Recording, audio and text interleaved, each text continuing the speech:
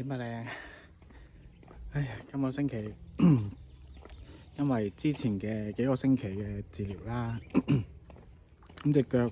同膊頭咧，基本上就80%啦。你話全部好翻，講唔晒嘅80%啦。咁而家就開始都慢慢恢復翻，一個星期跑3次。其實今次受傷理解到一樣嘢，首先真係身體自己要去嘗試佢嘅極限喺邊度，你先知道你身體到底係一個點樣情況。過去我一直都覺得我以前打波啦，或者係做其他運動啦，我都還好 OK 都叫做，但係而家歲數上咗嚟，我重新再揾一樣我自己感興趣、願意堅持落嚟嘅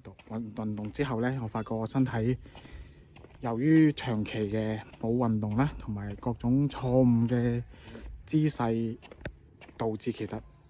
積埋好多舊嘅隱患啦。其實今次同醫生，我主診醫生不斷咁溝通，其實我先了解到我哋平時自己嘅坐姿啦，或者係跑步行路各種嘅睇手機睇電腦各種嘅唔正確嘅呢個姿勢啊，真係對我哋嘅傷害，我哋身體嘅傷害極大。所以如果你都好似我咁檢查一下我哋到40歲以後我哋嘅身體係點樣，我覺得你可以揾樣比較溫和啲嘅運動，比如話游水或者係慢跑，呢啲最基本、最簡單、最容易去完成嘅運動，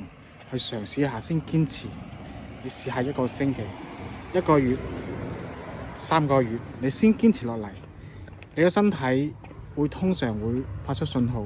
我哋有邊啲地方係需要強化翻，或者係已經出現問題啦。其實都 OK 噶，雖然話今次治療當中各種痛苦，但係都值得啦，我覺得係啦。希望你哋可以保重身體，積極咁樣揾你哋自己嘅醫生、家庭醫生，了解下自己身體狀況。好啦，我哋下期見啦，拜拜。